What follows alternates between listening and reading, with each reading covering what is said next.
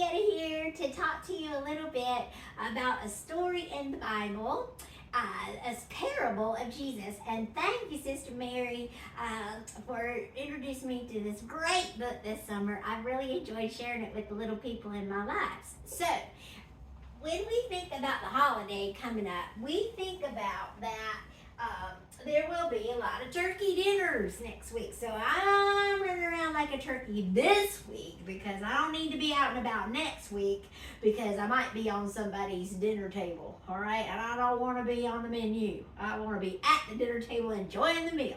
So I also thought about that turkeys can be those folks that don't follow directions or don't do what they're supposed to do or don't do what God's asking them to do.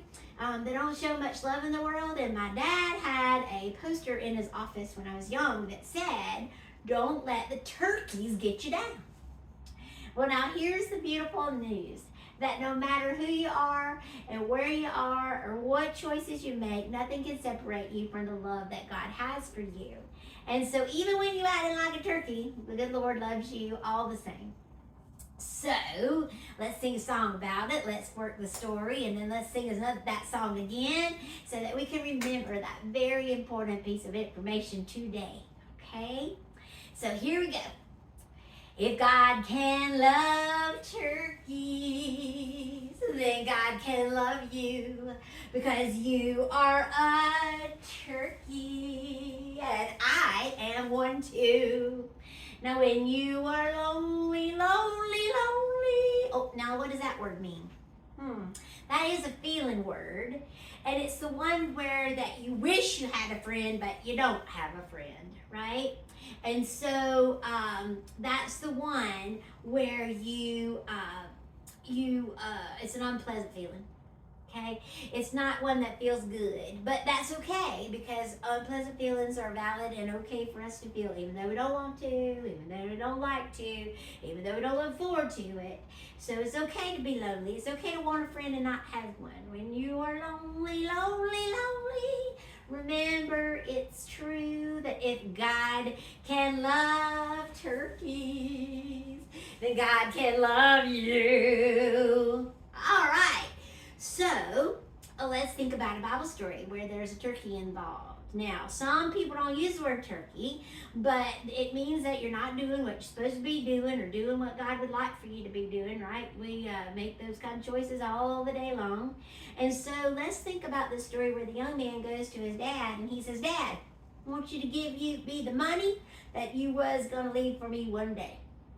Oh my goodness, if that doesn't sound rude to you, just know it is, okay? So sit on your dot and let's do a yoga, a move with our bodies that can help us strengthen the middle of our bodies and can help us think about that part of the story. Now, if you don't have as many tail feathers as I do, you can hold your body up nice and tall, right?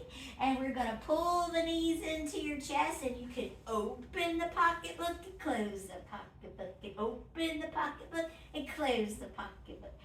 If you do have a lot of tail feathers, feel free to balance, hold yourself upright with your arms, pull the knees into the chest, and open and close the pocketbook. All right, hold that money really close. And that young man, who is the turkey in this story, goes out and he spends all the money. He buys everything he ever wanted from Amazon. He goes to fancy restaurants and fancy vacations and fancy cars. Fancy, and fancy costs money. And so here we are at a fancy restaurant. So one hand, two hands on one side of the dot and your knees on the other. All right? Hold that table long and strong so that you can hold up a steak dinner. And steak dinner is going to be coming from the cow. So do cow move with your body by dropping your belly, lifting your chin and tailbone and moo. All right, and find that strong, long table. Breath in, drop the belly and lift the chin and tailbone and say moo. And one more move. So you're breathing, drop the belly, and then breathe out. Moo. Well, he doesn't have any money. He's out of money. He has spent all the money, so he's got to get a job feeding the pigs. So to do the pig pose, what we're going to do is we're going to lay on our back and pull our knees to our chest and rock and roll on our body with a... Oh, yes. Now, he's feeding those pigs and he's awful hungry. And he's starting to think, you know what? I got to eat something. So he starts eating the food that the pigs are eating. Oh, no. And then he says to himself, you know what? I would do better off if I was at home with my daddy on the farm as a worker because they get better treatment than this. So he decides to go home and beg. So to do begging, we're going to be the dog. All right, take your toes on one side of the dot and your arms on the other. Hips are high. You're long through the back and long through the legs. Keep those shoulder blades right where they need to be. Not where we want them to be, scrunched up by the ears or floppy noodles. Be very strong. But here is the best part of the story. It doesn't go like what we think. When he goes home to beg, the daddy is so glad to see him. He runs out and he hugs his son. And he puts a nice coat on his son and he says, welcome home. He doesn't say, I can't believe you had the gall to show your face here on this farm. Or he doesn't say, what did you do with all that money already? It's all gone. What in the world? He doesn't say anything like that. He is so happy to have his son home.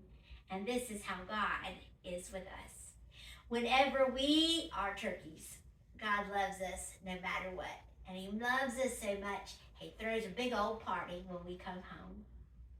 So let's sing our song one more time. All right, get your turkey tail feathers ready. If God can love turkeys, then God can love you. 'Cause you are a turkey, and I am one too.